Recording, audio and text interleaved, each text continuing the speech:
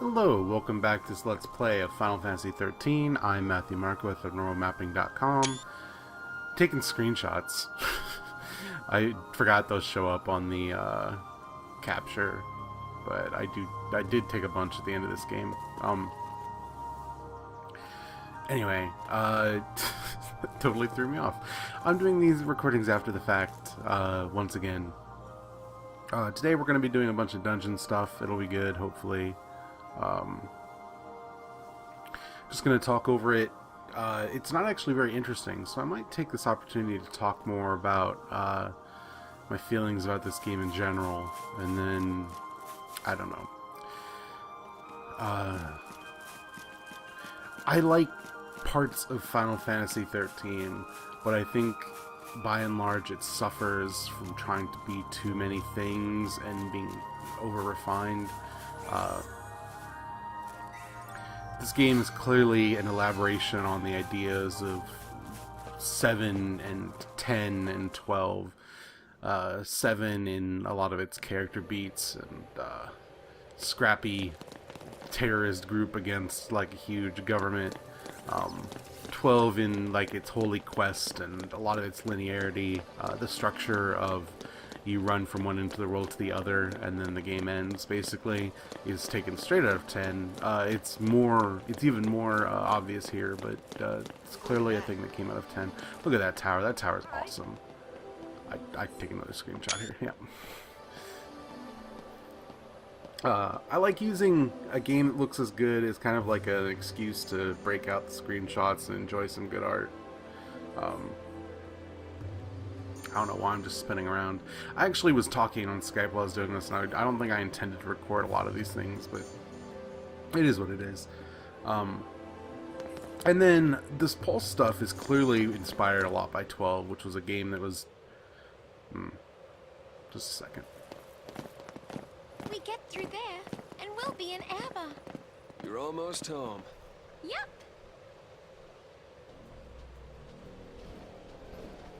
Doesn't exactly look like it's gonna be a leisurely stroll. Foul sea!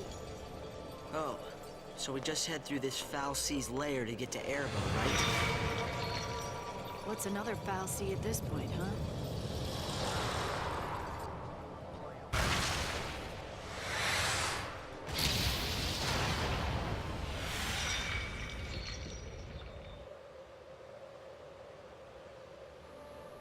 Something about that one I don't Anyway, as I was saying, the this Pulse stuff is clearly emulating the giant open MMO style world of 12, just in a more focused manner, and even the missions are very much like the marks in 12.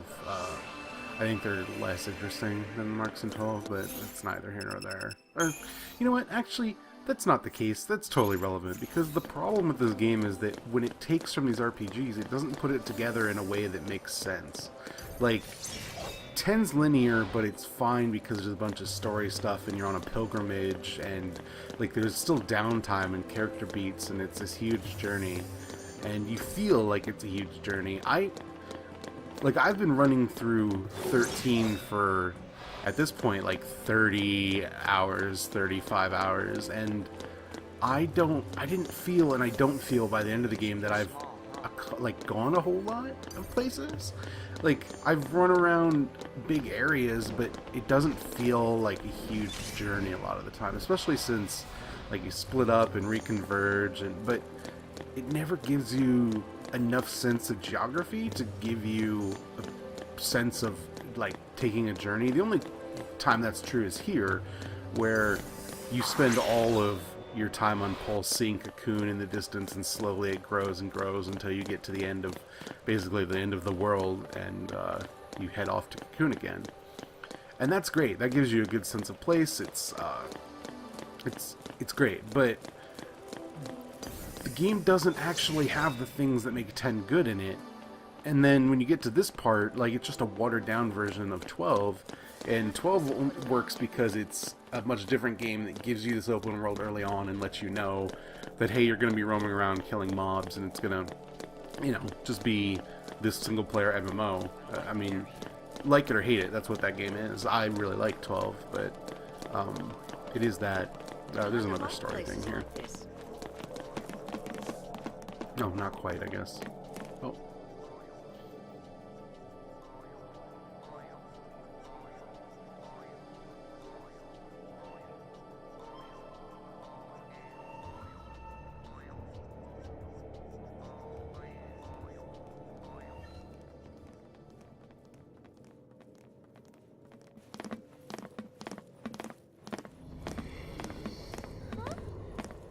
I'm not the only one hearing that, am I?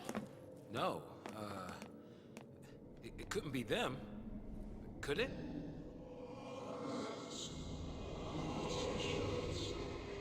I don't know. It's weird. Like voices in my head. I hear it. Your presence here draws the tyrant's gaze. Leave this place at once. We can't leave. This is the only way for us to get through. Please, help us.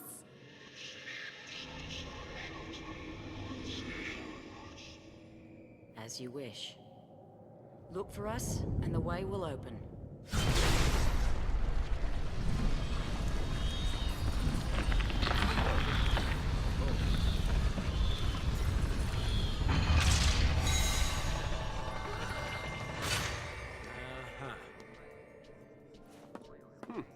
That was easy enough. You never know. Could be a trap. Could be.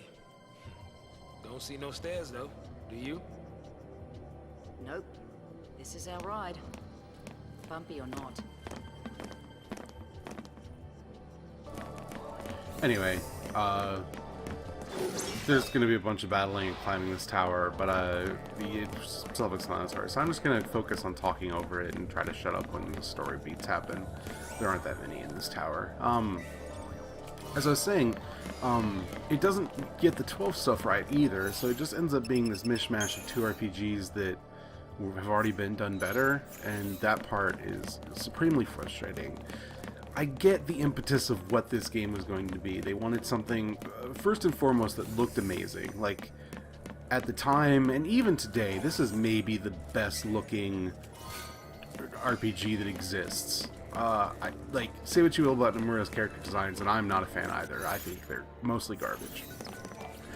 And I don't like that all of these Final Fantasies, probably 10 on, have like a weird over-designed quality that I associate with like the Star Wars prequels, in that there's just like stuff and design packed into every corner, and that's not even how the world looks.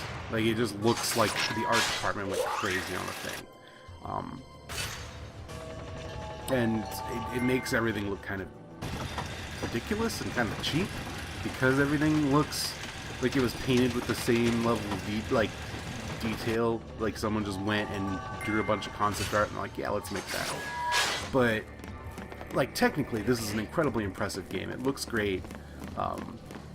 It takes the things that Final Fantasy was already doing with like cinematic presentation and shaking up battles to be like more dynamic and interesting. So it gives you this beautiful world and these really well realized characters in terms of their design,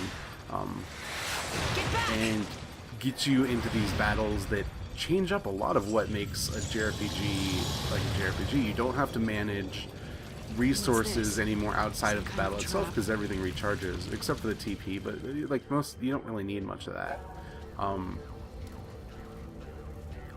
And then you're given right, so we have to do a bunch of missions. I'll just say this quickly. We have to go up to these statues and do a bunch of missions. I cut the mission bosses out because they're still not interesting, but I do leave the results, so you'll see mission complete and what I got for it. It's not really that relevant, honestly. But yeah, it takes out a lot of the MP management and hit point management that is associated with this genre, in the sense of I don't have to make sure I have enough enough MP to get through the entire dungeon in the same way like that's the entire gating process of like a Persona game, for example, or even older Final Fantasies. Like, how much MP do you have? When can you get to the save point and use a tent? Stuff like that. And because that, like, battles can be more difficult, like, you can just make it so normal enemies, like, require all of your resources to beat. And that also means that you can make battles more dynamic also, where you have to use a bunch of different abilities and tools, and then you can make combat really flashy because it's this weird action timed system. Like, it's still technically the ATB system, but the way it plays out is much more flash heavy. Like, it's just full of style, and that's fine. But that also means that because every battle is hard and kind of like full of flashy spell effects and stuff, that it gets kind of exhausting. Like, even the battles that go fast are still a bunch of like spell effects and jumping up in the air and hitting things, and it feels very Advent Children influenced in kind of the wrong way, in that it's so ridiculous pretty much all the time that it never feels especially ridiculous. Like, sometimes the bosses are big and that's cool, but the things you do don't really change. There's no like, oh, this is the boss, so let's use all our best, biggest moves. You're using your best, biggest moves every battle, because why wouldn't you? All your stuff refills. And because every battle demands that of you, like, there's no ebb and flow of, oh, I walked in this place and the enemies were really hard, but now they're really easy and I feel over-leveled for the area, and then I do the boss and that was great. I did the boss, let's move on.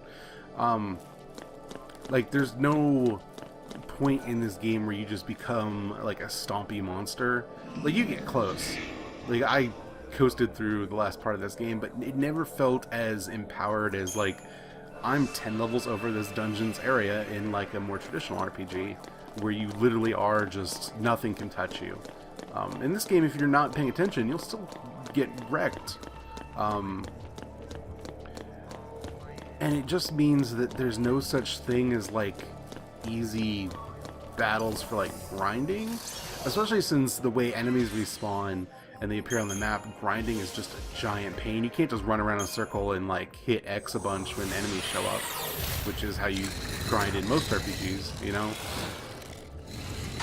It requires a much more awareness of your surroundings at all times, and like how you approach enemies and what you're going to do when you find them, even when it's the 10th time you've fought an enemy. And I've complained about this up and down, but the idea that it gives you these enemies that are essentially, even in their earliest incarnations, puzzle enemies in how do I beat this enemy, finish this thought after the story bit.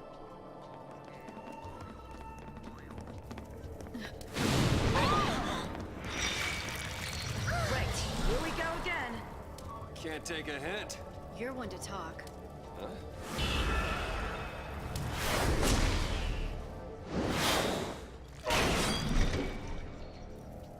Woo! I'll be damned.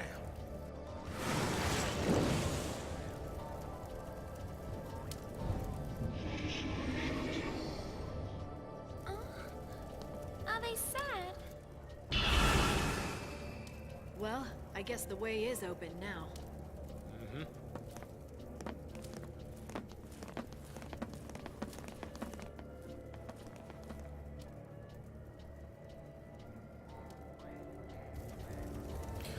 So yeah, they give you these puzzle enemies, but then they make you fight them like 10, 20 times, just the same enemies over and over again. It's not like the configuration's new, it's not like the tactics are new, you just do it again. And I've complained about it through this entire thing, but it's exhausting. It just like drives you into the dirt over and over again, and makes it all feel so like pointless. Like, it demands too much, and I don't think the core battles are fun enough because they are so flashy and everything is like kind of samey, but in this very elaborate way. It's like the most feedback. It's the same problem I have with Peggle. Like, Peggle's a fun game in very short bursts, but once you realize that you're just getting like your dopamine button pressed every time you complete a level, like, it starts to get threadbare really fast because that response only works so many times. Like, I can only watch lightning jump up in the air and do a cool flashy spell effect so many times when I'm like, I just want to move on. Like, I just make the numbers pop off and let's finish this battle. And the game is about more than that, obviously, but it has the same effect of just making me not enjoy the combat loop. And this game is so focused on its combat loop that if that doesn't work for you, I don't know what you've got. Like, it's fun in theory, and I've enjoyed my time on Pulse where I'm fighting a bunch of really hard things, when I was running around doing marks, basically. But when it comes to like dungeons like this, it's just exhausting, because it's just the same enemies over and over again. Especially when you get to like the human enemies, and it's just a bunch of guys in dumb suits constantly. I mean, this game loves to throw guys in dumb suits at you, just in waves. I've fought hundreds of them at this point, it feels like. But this would all be forgivable, except for the fact the game doesn't have anything else in it. Like, you run through these areas and they're really linear, and that's fine. But they're just linear as a means to develop combat, and so all you're doing is running from one enemy to the next, and there's no like downtime to explore and do like puzzle areas, because this game doesn't have any of that. Like, they took it all out because they wanted this streamlined experience. And then once you're out of the dungeon, it's not like you suddenly go to like a cool area with like some downtime and some character beats and like exploring a space outside of running around Pulse even, because there's no towns and there's no like downtime, because these characters are constantly being shuffled from one crisis to the next. Like, in my memory, the parts I enjoy the most is just kind of Zaz and Vanille running away from everything. Like, they aren't even interesting to play, particularly because they're not a good pair, and I said that when I played them, but at least it had some personality of, oh, let's go through these areas, and let's stop and do the chocobos. That scene with them going through the area with the sheep and the chocobos, like, that's probably the best part of this game, as far as I'm concerned. It's just the things that you want out of an RPG. You want to have some time with these characters to get to know them, to get to like them, if you're committing. I mean, my final time on this game, because I've already completed it when I'm recording these, is about 40 hours. If you're going to spend 40 hours with these characters, you want to have some time to get to know them. Why would you do anything else? It seems ridiculous that I don't ever get to sit down and have, like, the quiet moments. It hints about them through the, like, 13-day stuff, but only in this, oh, look at what happened before. And it just means that this game pushes you and doesn't give you like any respite. And I understand, like, thematically these are characters that don't have that, so I understand why you would look at that and say, wouldn't it be interesting if every battle was really difficult, and if your characters are always in this crisis mode, if it was just on all the time. And that works for like a game that's like 6 hours long. But you can't sustain that over 40 hours and expect people's energy to stay up. Like, I almost gave up on this game during Chapter 9, and honestly, if I wasn't doing these videos, I probably would have. I'd already wiped out there before, because it asks way too much of you. Like, just 3 hours of constant battling, and it's not easy battling. And, like, I knew that it would open up, and the opening up stuff is fun enough, but that's not enough to force you through all that when all you want to do is get to the next story beat. Because in reality, if I'm gonna play a Final Fantasy game, one that looks this like good and is so expansive and has all this cinematic stuff, I'm doing it for the story and the characters. And I'm not gonna make this a story and character critique. I'll save that for once the game's over, because there's long credits and I'll be talking over those too. Because I recorded that separately because I didn't want to have to react while I was fighting the final boss. But I'm not going to play a Final Fantasy game for the battle system. I don't care who you are. Like, I enjoy Final Fantasy V's battle system a lot. But, in 2014, Bravely Default exists. I could just play that. And when this game came out, like, all of the good systems RPGs were on handhelds. Like, I'd just play it on your DS, play something cool, play an Etrian Odyssey. Like, that's a game with a great battle system. That's about all it's got. I mean, it has cool dungeons and a cool battle system. Like, it's the opposite direction of this game in pretty much every way. Other than Etrian Odyssey is also really pretty, in its own way. But that game is all about giving you this sense of slowly crawling your way to competency, making battles really hard, making resource management really important, making the active exploration like this really concrete thing that you learn and understand and struggle with. This game is all, you know, flash and running from point A to point B and seeing what's in the middle, and your battles are like all really like cool looking, but there's no management like outside of that, and it all just combines to create this sense of a game that doesn't really understand like what a player wants out of an RPG. It's all stuff that sounds really cool on paper. It's very ambitious, and I don't think it's an experiment that wasn't worth having, because clearly if you're going to do a story-driven game about these characters and this crisis situation, the game should maybe reflect that. That sounds right on paper. Like, it's like people complain about Mass Effect all the time, and I don't think this is a valid complaint. 13 just demonstrates why. They're like, well, if the Reapers are coming and destroy everything, why are you just spending time having cool, dumb side parts with your characters? And the answer is you have to, because these games are so long, and Mass Effect isn't even like half as long as this game, but these games are so long, if you don't have those valves, what are you going to do? Where are you going to go? Like, a game has to have downtime because it is so invested. It's like a novel. Like, a novel has to break from the tension, or if it doesn't, it has to be a novel that is either short or that you can get through really fast, or you can stop and with chapter breaks and pick it up again. And even then, like a long, tense novel, whatever, like a Tom Clancy novel. I haven't read Tom Clancy, but like, how long is a Tom Clancy novel? Like 9-10 hours at the most. Like, that's a long book is 10 hours. A long game is like 70. It's like the longest form of media you can engage with, except for like maybe a super long TV show, but that you'd watch over months or years. Like, a game is a thing you're probably going to play in a short amount of time, and so you have to it has to contain multitudes. It has to be a thing with an ebb and flow, with downtime, with times that are especially tense and demanding. It can't just be one tone all the time, because it just becomes too much. The monotony of games, especially in the RPG form, but really most games, is such that you have to contain as many things in it as possible, or else the one thing that it's doing the best is just going to become like this drone in the background that colors everything. And that's only underlined by the fact that this game, you know, halfway through breaks to give you something completely different for a little while. I don't dislike the pulse stuff. It's when I rediscovered that I really like parts of this game.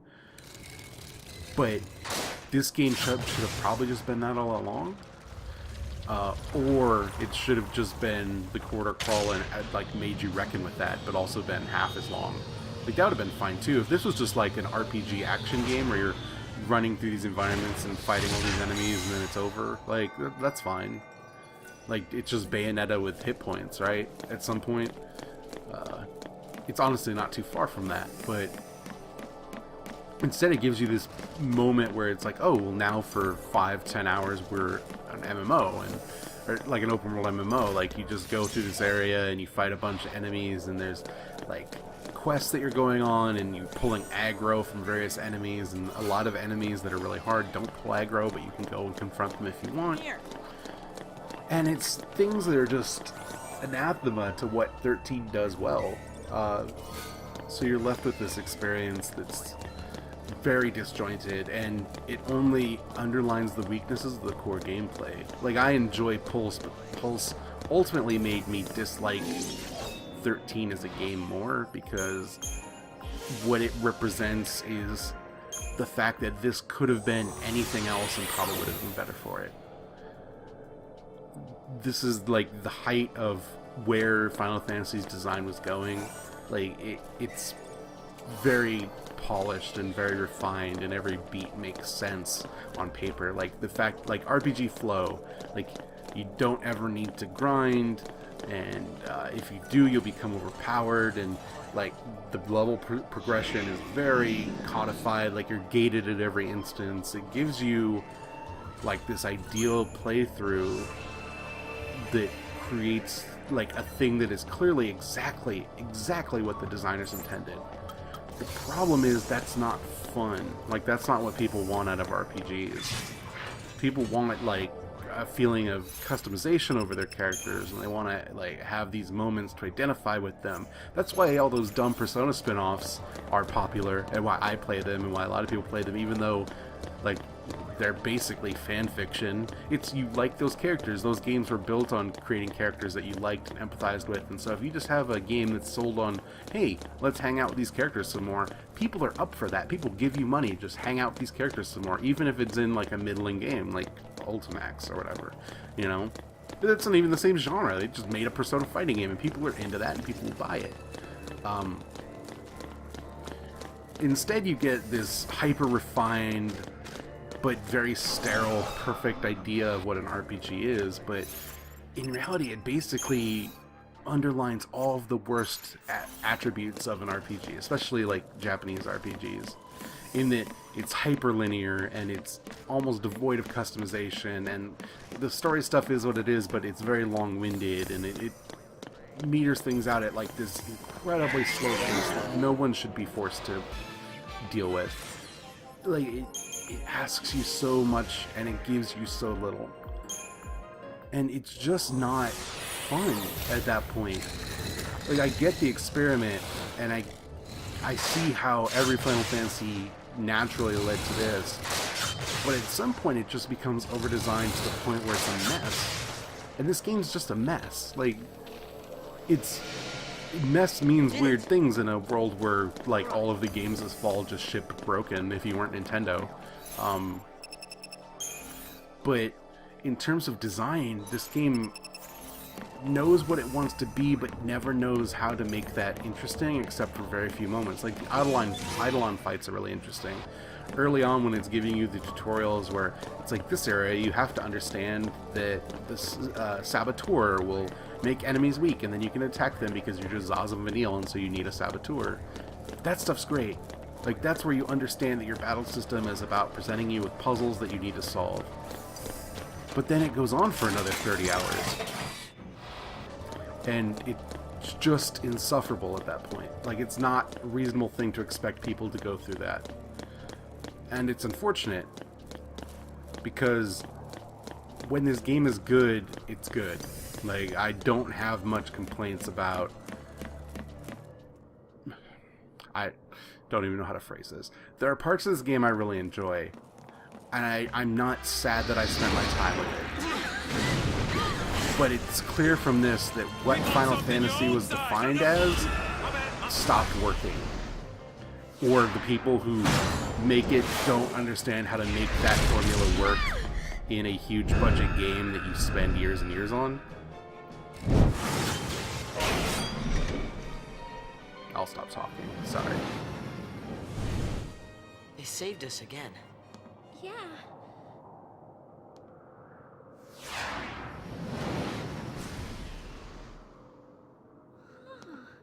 You want to help us?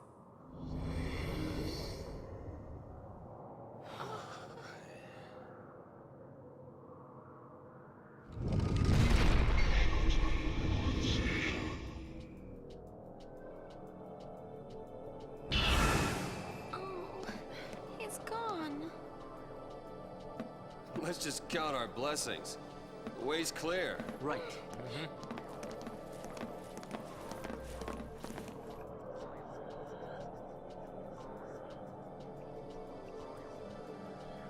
So, Hurry up to that and get point, over here. before I stop talking, like, this is a game that was announced years before it came out. It was announced as part of a trio of games, one of which isn't even out yet. Versus, obviously, was renamed 15 and comes out who knows when. But Type O, that was the other one? Or was it Agito? Did Agito become Type O? It was a PSP game that's got moved to Vita and still hasn't come out in America. It comes out next year on PS4. But, like, they were so invested in making this huge, complicated, ambitious transmedia property that they forgot to make a good game. Like, this game is every bit the exemplar of blockbuster game hubris of if we throw enough graphics at it and enough production value and we get it full of enough stuff, it will obviously be good. And it's not. It's not BioShock Infinite bad. Like, it's not ruining lives and sinking studios. But I could see a world in which that did happen. I mean, they had to buy Eidos to basically become profitable because Japanese Square Enix stuff stopped being profitable for years in the era of Fabula Nova Crystallis. And 13 is the foundation of all of that. And this game's middling and boring, even though it's often very beautiful and ambitious, and it experiments with the form and like ways that I'm glad someone did it, but nobody should ever make a game like this. This is an inhuman game. Like, it's a game that's so devoid of personality and offers you so little to grasp onto with its overabundance of story beats and cinematics and fighting with no human context. Like, the fact that you have to go to the data log to figure out what's going on for the first 2 hours is unconscionable. How do you design a game like that? And the answer is you wanted to make a game with a bunch of cool cutscenes. You wanted to open with a huge train thing like Final Fantasy VII, and you wanted to have cool taciturn characters who didn't stop and explain things because they only acted in huge cutscenes that were voiced.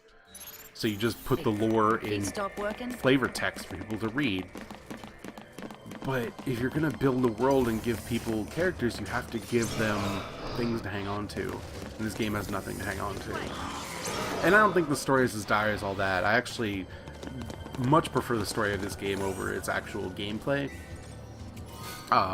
We'll talk about that, once it's all over. Over the credits roll, I guess. But yeah, my final reaction to this is kind of a deflated shrug that I wasted all my time playing this game. And like I said, I didn't dislike it. I don't hate this game, though it basically almost broke me once, And I'm glad I finally sat down and finished it, but this is not what I want out of RPGs. It's what 1997's Final Fantasy VII fandom would think an RPG would look like in the future. It is clearly that. But that doesn't make it good. That doesn't make it a thing human beings want to play. And the tepid response has pretty much showed that to be true. Like, the idea if you throw enough graphics and cool characters and flashy nonsense at a screen, you'll get a successful game is disproved by the very existence of this game. Because this game is not a success. It was a mess. It didn't sell very well. The sequels that they tried to carve out of it didn't sell well either. Anyway, we're nearing the end. Come back next time. I promise I won't be so negative. We'll fight a boss. It'll be good. Thanks so much for watching. Have a good day.